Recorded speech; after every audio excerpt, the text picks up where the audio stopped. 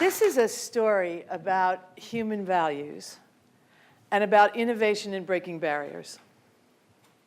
And I want to take you back to 1993. And we're at City Hall in New York City. Because we were at the Rhode Island School of Design's president's house last night, I did get somebody in my office to tell me that it's a French Revival City Hall. And the interior is American Gothic or something like that. I don't know. But anyway, it's an old building. And it's the first Take Our Daughters to Work day, and the place is absolutely chock-a-block with girls. It is everything I had imagined.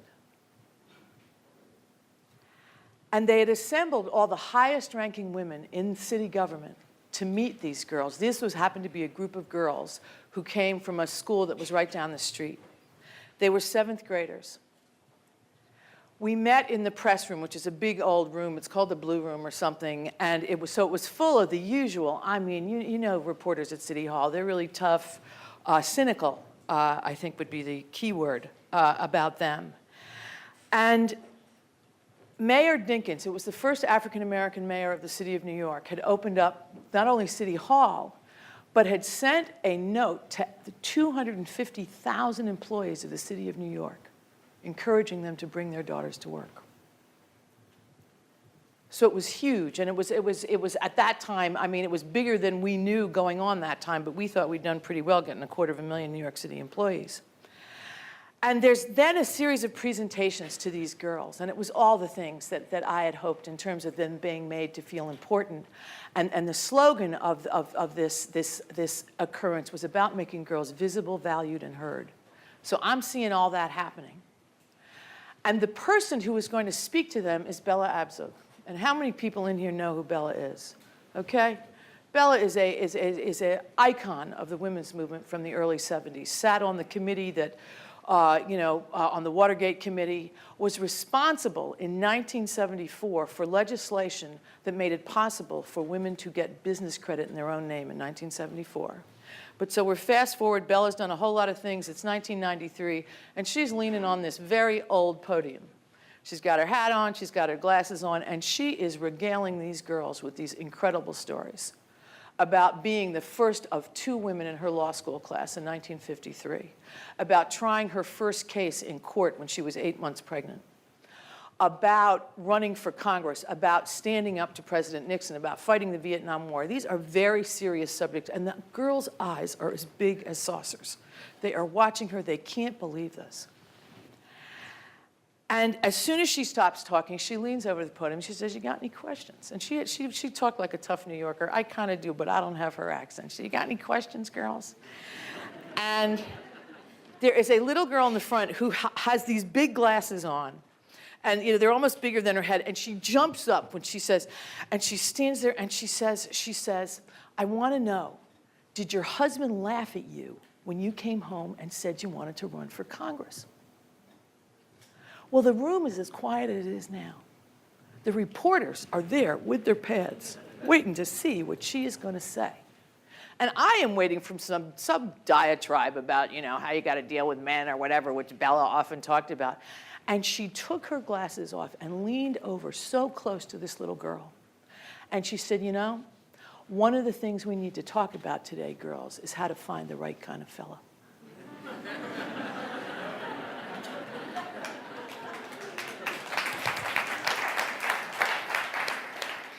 And she went on to talk about her husband, who had recently died.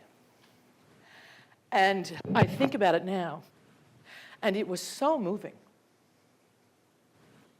because she talked about the partnership that they had. And the 7th graders, I mean, for all the stuff, the incredible stuff she told them, are at such rapt attention, because she's talking about the thing that is most important to 7th grade girls, which is boys. And how to pick the right kind of fella. And it was about finding someone who appreciated you for you.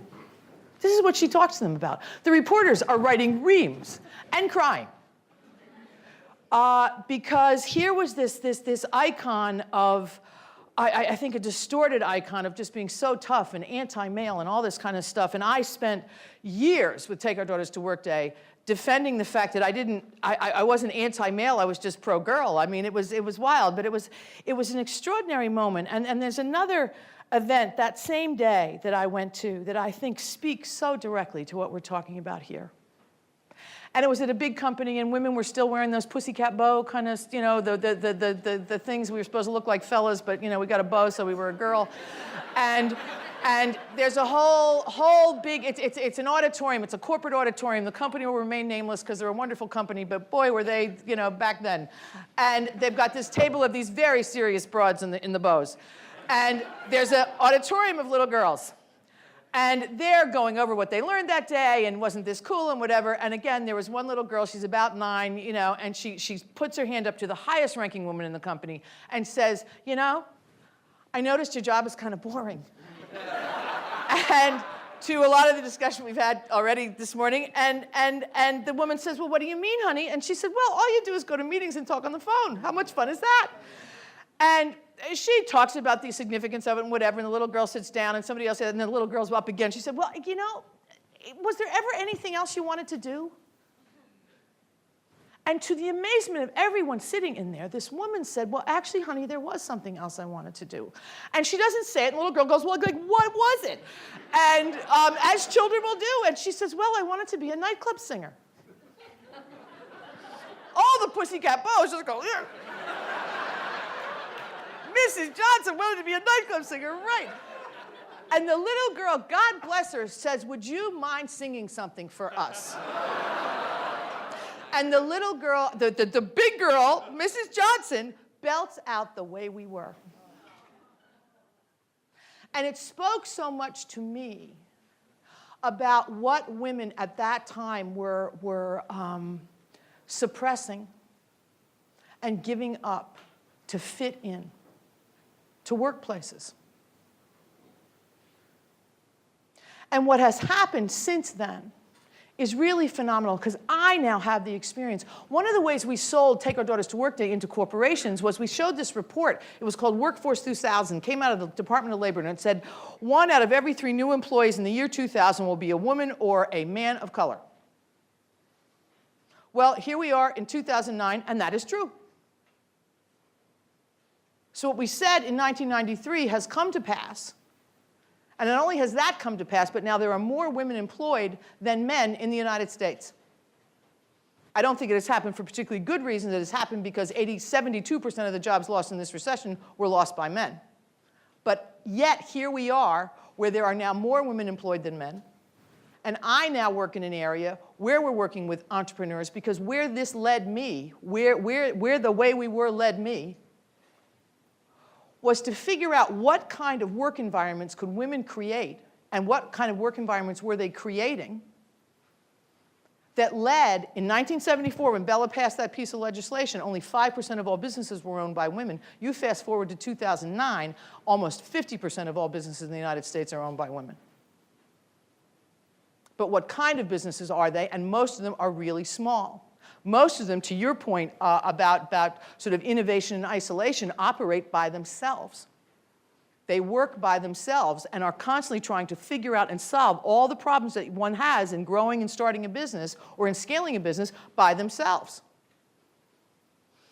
What we have come to, I run this organization called Count Me In for Women's Economic Independence, and we have this program called Make Mine $1 Million Business, because after a couple of years as looking at what the challenge was, 70% of all women-owned businesses in the United States are at $50,000 or less in revenue.